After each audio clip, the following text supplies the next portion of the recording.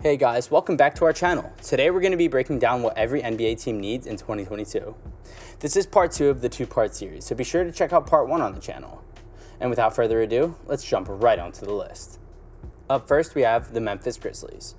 The Grizzlies are currently the 4th best team in the Western Conference. Outside of Ja Morant, the squad is quietly making a run at one of the top seeds in the conference. Desmond Bane, Dillon Brooks, and Jaren Jackson Jr. are all having productive games. Steven Adams, who's 28 years old, is regarded as the old veteran. If the club is to be successful in the playoffs, they will need someone who has previously been there. Making a run in the playoffs at such a young age is unusual. It's been 10 years since Kevin Durant, Russell Westbrook, and James Harden accomplished that feat in their early 20s. The Grizzlies team lacks the same firepower. Adding a guy like Goran Dragic to the team could help with experience. Up next, we have the Miami Heat.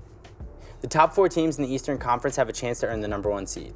The Heat are currently in a position to do so because they are one of 4 clubs with 22 victories or more. When Jimmy Butler is on the court, he seems like an MVP candidate, but the problem is that he has only played 22 games this season.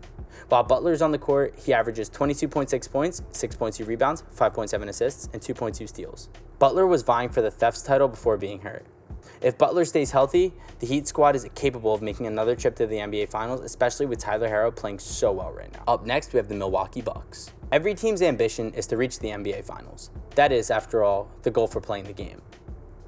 The reigning champs would love to defend their title, and they're currently performing well enough to accomplish it.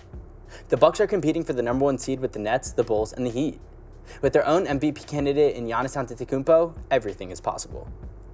The Bucks are not favored to win the championship and are not favored to win the Eastern Conference. Last year, the Bucks defeated the Nets in the playoffs, and not much has changed. The Nets have star power, but Milwaukee has already defeated them. Can they pull it off again? Up next, we have the Minnesota Timberwolves. The Timberwolves are now experiencing an identity crisis. Should they purchase or sell? With the 9th best record in the West, the squad will have to make a decision. The Timberwolves would qualify for the play-in tournament right now, but what's that worth? Cat could get a hefty contract, but he is critical to keeping the team afloat in the postseason race. Making the playoffs should be the goal, as it would provide the squad with a strong identity moving forward. Minnesota has historically been a dormant franchise. The team hasn't thought to be a contender. It sounds nice on paper with Towns, D'Angelo Russell, and Anthony Edwards, but it hasn't generated much on its own. A playoff berth would help this to shift the narrative.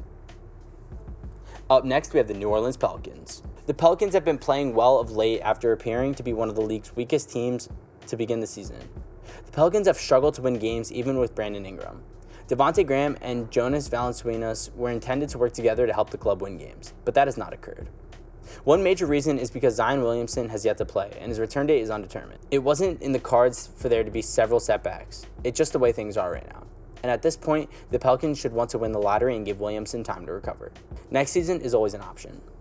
Up next, we have the New York Knicks. Julius Randle was rewarded with a large contract extension after receiving All-Star status last season. This year, we've noticed a significant decline in his shooting, particularly from outside. Randle averaged 24.1 points, 10.2 rebounds, 6 assists, and shot 41.1% from beyond the arc last season. Randle is averaging 19.3 points, 10 rebounds, 5 assists, and 32.8% from the 3-point range this season. If the playoffs started today, the Knicks would be the 9th seed. That would be a dip from last year's number 4 seed. The drop in their team performance most likely has something to do with Randle's drop, though it's not the whole case. Up next, we have the Oklahoma City Thunder. Nobody predicted that the Thunder would compete this year. This is their 2nd year of rebuilding, and they might have a bright future ahead of them with all their draft picks. Shai Gilgeous-Alexander was the team's first major commitment going forward. Who's going to be the next? Josh Giddey, the number 4 overall pick in the 2021 draft, has shown flashes of brilliance this season. In his rookie season, Giddey is averaging 10.8 points, 7.1 rebounds, and 6.1 assists. His 24.5% three-point shooting should be improved. The theme for the rest of the young roster will be in development. Up next, we have the Orlando Magic, and they have the number 1 pick in 2022. Jalen Suggs and Franz Wagner are the Magic's potential backcourt players. Jonathan Isaac and Markelle Fultz are also on the roster. With the emergence of Wendell Carter Jr., there is a plethora of youthful talent on this roster that has the potential to be a productive one day. Having said that, the Magic hold the NBA's 2nd worst record. Their 7 victories show that they are still in their very early stages of development. If the Magic get lucky, adding a component like Chet Holmgren may be the final young piece to help to hasten the reconstruction. Up next, we have the 76ers. The 76ers cannot afford to have a dead money investment. Simmons' price is just too high for that. That money, worth more than $30 million, may be spent on a variety of assets to help the squad compete. It may also be used on the player who awarded it to him, who was the league's top defensive player and greatest overall rebounding point guard. At this point, the relationship appeared to be doomed. At this point, the 76ers need a return. Any return. CJ McCollum and Buddy Hield are two guys who could aid the squad right now. The 76ers are currently above 500 after winning the #1 seed last year. Simmons was important to this team. Up next, we have the Phoenix Suns. Chris Paul will turn 37 in May, and he is tied for the lead in assists this season with James Harden. Paul has done it all in his career, from earning assists and steals to making an All-NBA team and All-Star teams. The only thing lacking is the elusive NBA title. Paul reached the NBA Finals for the first time in his career last year. Moving ahead, the only level above that is to win the championship, and the Suns are tied for the best record in the NBA with the Warriors. This could be the year that CP3 finally wins that championship. Up next, we have the Trailblazers. The Trailblazers are currently in a bind. CJ McCollum has dealt with ailments, while Damian Lillard has dealt with a career-low season as well as injuries. The tandem looks to have completed its journey. Portland needs a new superstar if it wants to move forward. Trading McCollum for Simmons would be a great place to start. Simmons and Lillard as a duo may work. Lillard might thrive if he's switching to shooting guard. Simmons is capable of returning to the offense and running it and finding Lillard from anywhere on the court. Needless to say, what's going on in Portland isn't currently working, and it's past time to make a change. Up next, we have the Sacramento Kings. The Kings, like the Timberwolves, are searching for their identity, but they're searching from the outside. The squad may appear to be uninterested in competing, and they have technically made money moves. They paid more than $20 million every season to De'Aaron Fox, Buddy Hield, and Harrison Barnes. The issue is that Marvin Bagley III has been a flop, and they have yet to select a head coach to lead this team. If the Kings wish to change their image, their components must demonstrate their ability to function. Even if it's just a playing game, the club needs to make the playoffs, and the only way they'll trade or bring assets to town is if they prove that they're capable of making the playoffs for the first time since 2006. Up next, we have the San Antonio Spurs. What exactly is the Spurs' future? Are they fighting or tanking? Nobody appears to know, and the longer the club loses with Greg Popovich as coach, the more supporters will doubt the franchise's direction. Is there a true future building block besides DeJounte Murray? Derek White is 27, and Keldon Johnson isn't exactly young. After the departure of DeMar DeRozan and LaMarcus Aldridge, the team lacks a clear superstar. If the team is going to compete for the lottery, they need to lose more games because they're currently in the play-in tournament. At some points, the club must recognize that because you have a decent team doesn't mean you have a good team. Up next, we have the Toronto Raptors. Siakam was an important part of the Raptors' success when they were good. Was he the most valuable piece? That's up for debate.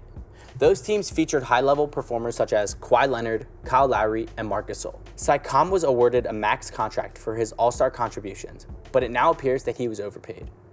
Siakam is set to earn $35 million next season and $37 million the year after that. The Raptors are in the hunt for the number 10 seed, which is the final position in the play-in tournament. Again, just because you're in a play-in event doesn't guarantee that you have a good team. The Raptors have issues, but they also have a lot of money riding on Siakam and Fred VanVleet.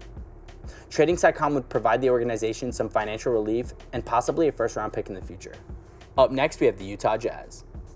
Jordan Clarkson wasn't the sole reason why the Jazz won the number 1 seed last season, but he was a significant contributor. Clarkson was named 6th Man of the Year last season after averaging 18.4 points and 4 rebounds while shooting 34.7% from three-point range and 42.5% overall. Clarkson is averaging 14.8 points and 3.6 rebounds this season while shooting 4% worse in both categories. Clarkson has a track record of inconsistency. He might shoot for 23 points one night and then only score 9 in the next. Clarkson must play well every night, not just half of the time. If the Jazz are to make the run to the conference finals, last year he was closing out games, but this year he could just be a liability to the squad. And finally, we have the Washington Wizards. Last year there was a lot of speculation about Beal being moved to the Heat or the Nuggets. Beal's future is now uncertain. The Wizards were a top team in the Eastern Conference, but they have cooled off since their early season success. The team is currently 500 and the number 8 seed.